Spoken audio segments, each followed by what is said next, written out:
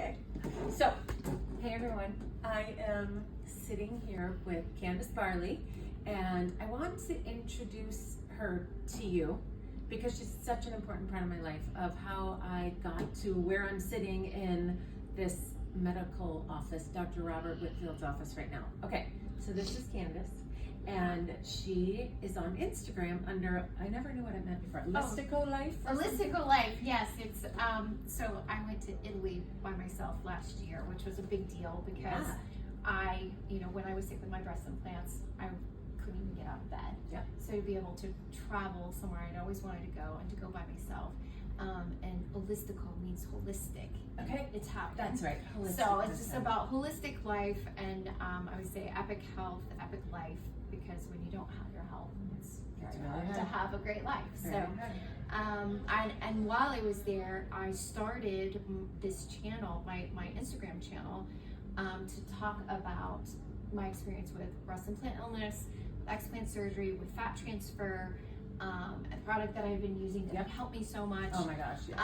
And I didn't really know where that was gonna go, and it kind of just, I started having hundreds of messages a day of women going through the same thing, or who are very sick from their breast implants. And long story short, I work as a patient advocate with one of the nation's leading explant surgeons. Who has basically a breast implant illness clinic. And then you reached out to me. It was just a year ago when you started your channel after you went to Italy. It's not even been a year. Like, not even a year. I thought maybe you had been out there for a while, because how long ago did you have your surgery? It will be 4 years in June. 4 years. So let me just say this. She has just an incredible story that drew me in, exactly what your videos, what you want them to do to help other women, that drew me in, that, you know, after I found her through kind of searching some other stuff about breast implant illness, you start looking, and then your phone just starts going crazy with it. People pop up. Thank God you were one of them. I won't go into her whole story, nor will she right now, but go follow her. We'll tag her, because what you went through is such a big ordeal that helped so many women. So I found her, and I private messaged her. And very quickly, I'm not saying she will do it, she's got so many people who message her now, but in a very short amount of time, she got back to me. Now, this has been quite a while back. I don't know how long ago now, but I've been on this journey looking at least to do this for the last year for sure. And she got back to me through a voice memo, and we're voice memoing, and I'm going, oh my gosh, this is me. This is what's going on with me. And I just thought, I have got to find out more about this. Well, because of your post, you were talking about Dr. Rob. That led me to Dr. Rob's podcast, which I'm a little confused what it's called right now. Is it a new name? It's holistic. It was holistic and scientific, but right now it's just breast implant illness expert, because that's essentially what everyone wants to talk about. Yep. And but it is all based on holistic and scientific data, and that's very much who Dr. Rob is. He's a holistic surgeon, which could not be more up my alley. I mean, that's so great. I didn't want to just go to anyway. So I found the podcast, and I listened to, I think right now maybe there's more, but there were like 17 at the time. Most all of them, well, they all relate to health, so it didn't matter. I listened to everything. But hearing your story, hearing what you went through, made me realize, like, wait a minute, I can't just go get any surgeon and say, I'm just going to go get my implants out. And I know some people who have done that. And once I learned more and more about en-bloc, I'm going to use some terms now, en-bloc, total capsulectomy, and then of course fat transfer and lift. Once I started looking into those, I realized not everybody does this way. Correct. And there are some amazing surgeons out there, but not everybody does not a lot of people do some of the other things that he does. Right. Pre-op instructions to like do the testing that he does. Right. Yeah. Can you talk about some of that? Yeah. I mean, for me, when I was sharing with women, explant surgeons, I get that a lot. Who could you refer me to that does proper explant surgery? And so I found him through the different things that he was offering that no one else was, with like the EEGs and the nutrition and the supplements. And I was like, okay, this is genetic testing. testing. And one of the first things he tells, you know, I'm in all the pre-ops and post-ops and consultations, and he asks you about what you're eating. Yeah. You know, inflammatory foods, and he says no gluten, no dairy, and I was just like mind blown. Yeah, you know, because not many are. correct. And then he would get his prescription pad and write out supplements.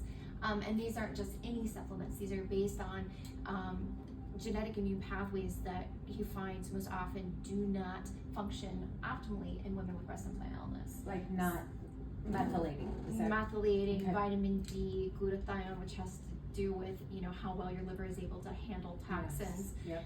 From your implants, from inflammation, from environmental toxins, heavy metals, all those mold. Yep, mold. So yeah, he was just, it's just completely an entire looking at all of the root cause issues, because a lot of women you know, they will get proper explant, and while some do get better immediately, others have accumulated so many other issues along their time of having breast implants that those all have to be addressed as well. And he does that all here. All of it. It is like a breast implant illness clinic. Yeah. It is fair to say that. And the big thing I want women to know also is if you don't get that capsule out, you know, it's one thing to get just, I wish I had my bags right here, my big heavy bags. It's one thing to get those out, but if you don't get the capsule, the stuff that looks like I just call it like a big red sore in your body. I photograph them and I'm like, it looks like hamburgers. It looks like hamburgers. It looks know, like it's two like, big hamburger patties.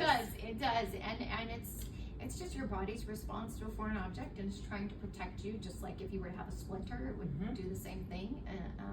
So the importance of removing that is, one, when you have someone who had a bunch of bacteria and infection like you did, right? Infected breast. So if you open that and leave that in your body, there's no way that's going to ever be addressed, right? And you're going to get sicker. And so we see that a lot. He does a lot of just exploratory capsule removal for women who have had their implants removed with capsules left behind. A lot of women who have had textured implants, and that texturing is still in there, and it's extremely reactive to the tissue and immune system, and that is the one that is associated with the cancer. Yes. Okay. So leaving that behind can be just as a he nightmare. says, a non-recoverable event. Non-recoverable. So there's no way for a surgeon to know. Again, like we removed implants this week, and we do this all the time where women have no idea they have textured implants. Right. So, you know, a surgeon going, yeah, I can remove your implants, and they were textured, and we're going to leave that texturing and that capsule in there. It's just horrific. Horrific. And I think that's just a big, I guess, misnomer when people think of, I'm just going to get the bag out. Right. You'll be fine. Or, well, my bags are fine. I have them looked at with a, whatever, they go get their mammogram, or everything looks, ultrasounds even, okay? Like, they told me everything was fine. There's no rupture. There's no nothing. And we see women all the time who have had MRIs, and they say no rupture, and they've been ruptured for years. They've been ruptured. So that's the thing. You can't don't tell. know. Always, yeah. So I was one of those people, I'm just going to say, as I'm starting to write my story out, because I'm starting to, I want to share something bigger, that I was the woman who, when somebody finally brought it up to me in the holistic world, just about a year ago, and I went, really, that breast implant illness is just for like and I'm sorry, I'm just saying this, for those women who like are hypochondriacs and they're just sick and they think it's their boobs. Come on, it's not your boob. That was me at first.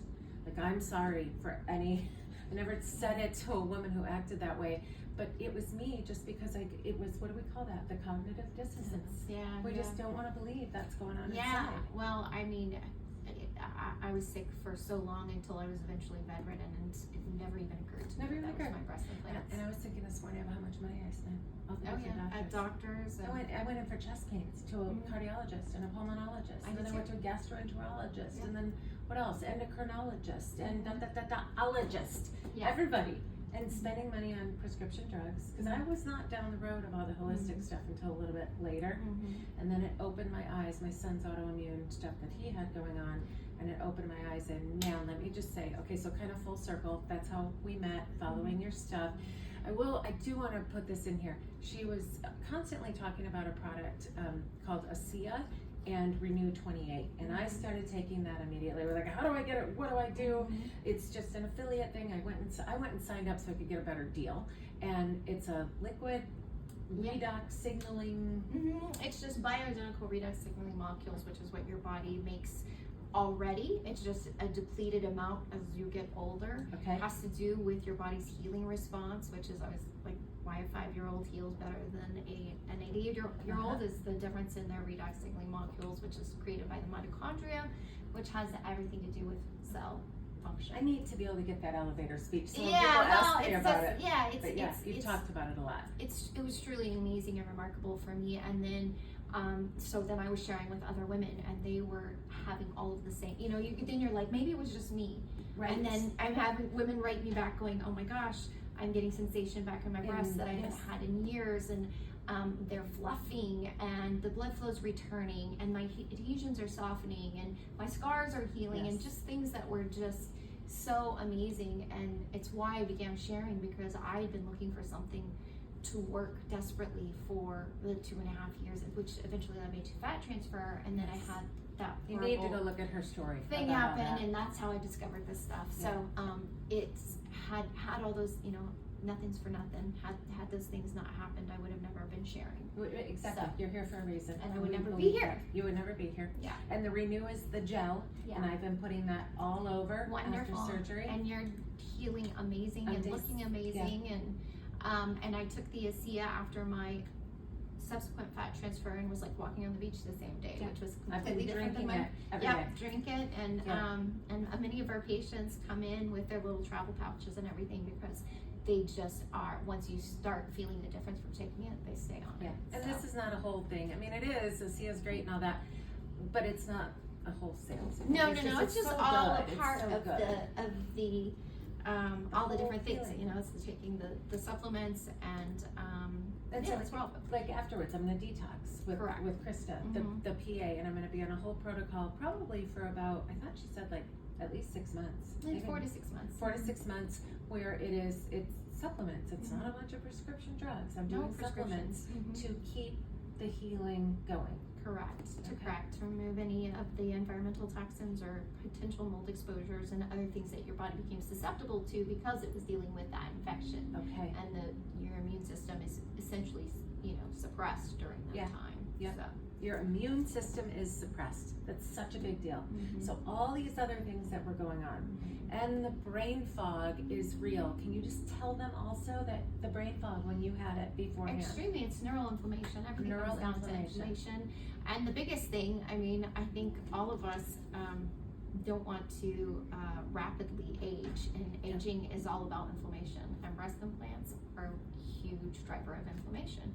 So it's actually aging you by having them the longer that you have them. And the heartbreaking part of it is that so many women out there are being told, even by some integrative and functional, because there were some that didn't ask me, do you have implants? Oh yeah, they never do. They don't ask that, and you know, these women are having all these problems, and they are trying so hard to get their hormones right, and they're spending money on bioidentical hormones. I'm not against any of that. I'm saying, but how are you going to get it to start working when you're fighting these first? I always say that breast implants are the elephant in the room of your immune system. If you do not address the elephant in the room first, anything else that you try to do is just... You're going in circles, like I did for 15 years. Correct. And I spent a lot of money, but my gosh, I'm glad I ended up here. I know I talk a lot because I'm excited to share, to like help people.